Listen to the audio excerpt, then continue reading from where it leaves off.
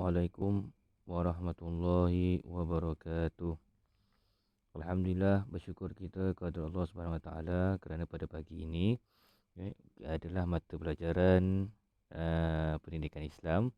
Jadi sebelum kita belajar, marilah kita mulakan dengan bacaan doa. Mudah-mudahan ilmu yang kita pelajari pada hari ini akan diberkati oleh Allah. Bismillahirrahmanirrahim. Allahumma aftah alaina hikmataka wansyur alaina min khazaini rahmatika ya arhamar rahimin. Ya Allah, bukakan kepada kami hikmat-Mu dan berikan kepada kami rahmat-Mu. Ya Allah yang Maha Pengasih lagi Penyayang. Jadi sebelum kita memulakan pembelajaran kita pada pagi ini, diminta semua murid membuka buku teks pendidikan Islam muka surat 149. Tajuk yang kita nak pelajari pada hari ini adalah berkenaan dengan bidang sirah, iaitu pelajaran 16, perkembangan Islam selepas pembukaan kota Mekah. Jadi inilah sini kita tengok, kat sini. Kat sini ada satu peta. Jadi kita tengok sini. Yang pertama kita tengok petunjuk di bawah sini. Petunjuknya, jika sebuah negara itu berwarna hijau, maka itu adalah negara Islam. Kalau warnanya warna pink, 10 hingga 9% penduduk negara tersebut adalah beragama Islam, dan peta ataupun negara yang berwarna kuning adalah menunjukkan bahawa 0 hingga 9% penduduknya beragama Islam. Jadi kita tengok kat sini murid-murid. Negara Mekah dan Madinah. Ini ialah Madinah dan juga Mekah. Mekah dan Madinah, negaranya adalah negara Islam kerana warna hijau kan. Semua penduduknya adalah beragama Islam. Kalau kita tengok kat sini, kat sini kita nampak satu, kita tengok negara kita. Negara kita Malaysia, kat sini Malaysia. Nampak? Malaysia juga merupakan sebuah negara yang berwarna hijau, maka adalah negara Islam. Baik. Selepas daripada pembukaan kota Mekah, Nabi telah menyusun beberapa strategi untuk menyebarkan dakwah Islam ke seluruh dunia. Baik, kita tengok strategi yang pertama. Ke surat 150. Strategi Nabi berdakwah untuk menyebarkan agama Islam. Yang pertama, strateginya adalah ni, tengok dalam kotak ni. Membentuk masyarakat mengikut acuan Islam.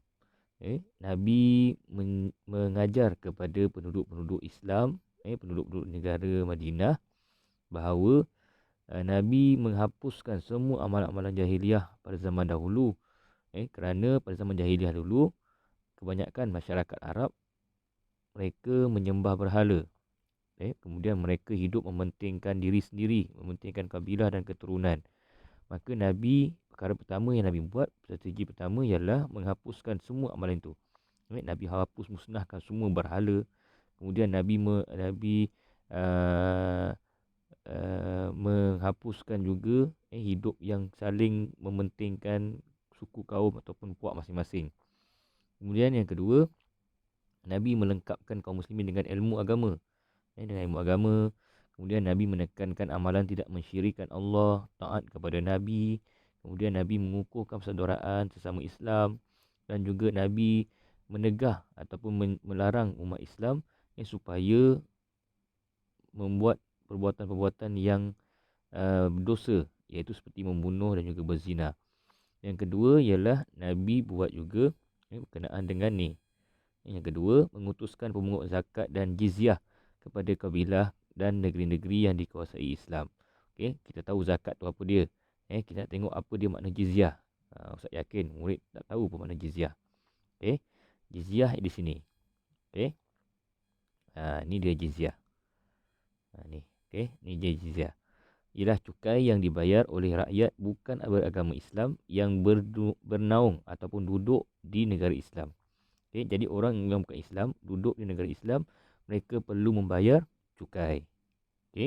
Baik. Kemudian yang kedua, strategi yang kedua iaitu ini dia strategi yang kedua yang bawah sini. Ini strategi kedua, kotak warna biru. Peranan menyampaikan kebenaran Islam dipikul oleh setiap Muslim sama ada lelaki atau perempuan, saling berganding bahu mempertahankan kesucian Islam daripada ancaman musuh. Okey, itu strategi yang kedua.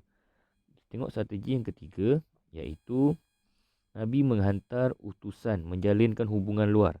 Nabi menjalinkan hubungan dengan negara-negara yang lain. Okey, ini dia kotak sini. Okey. Para utusan Nabi dihantar kepada kabilah-kabilah Arab dan ditugaskan untuk berdakwah. Nabi hantar setiap sahabat-sahabat Nabi dan juga gubernur-gubernur yang berada di negara-negara Islam. Nabi hantar ke negara yang bukan Islam supaya mereka berdakwah. Kemudian Nabi juga menerima orang negara daripada luar, negara-negara bukan Islam. Nabi terima kalau andai kata mereka nak memeluk agama Islam, mereka berjumpa dengan Nabi, maka baginda Nabi menerima dengan hati yang terbuka. Jadi ada 3 strategi yang Nabi buat untuk menyebarkan agama Islam.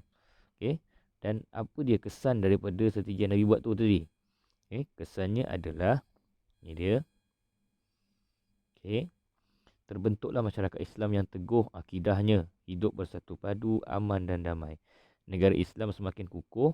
Kemudian ramai yang meluk Islam kerana setiap orang berperanan menyebarkan Islam. Jadi ini ialah strategi dan juga kesan daripada dakwah yang Nabi buat. Jadi kita ringkaskan saja. Murid selepas ini, Ustaz nak murid buat satu peta minda. Peta minda berkenaan dengan kejap Ustaz betulkan dulu. Dia terbalik. Baik.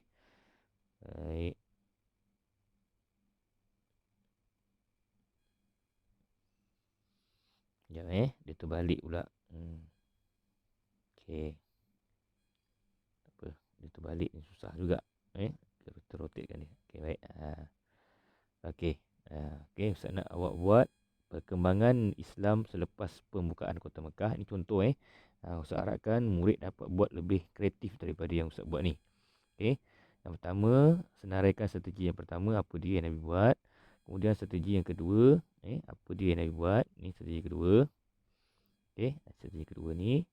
Baik, kemudian yang ketiga. Strategi yang ketiga, apa Nabi buat. Kat sini. Kemudian yang keempat adalah Ustaz nak murid buat berkenaan dengan ni dia ni kesan dakwah Rasulullah. Jadi bila dah siap, ambil gambar dan hantar kepada ustaz untuk ustaz nilai dan juga ustaz semak. Jadi itu saja pembelajaran kita pada hari ini. Diharapkan semua murid dapat membuat tugasan yang ustaz berikan dengan secepat yang mungkin ataupun secantik, sekemas yang mungkin. Jadi itu saja. Wabillahi taufiq wal hidayah. Wassalamualaikum warahmatullahi wabarakatuh.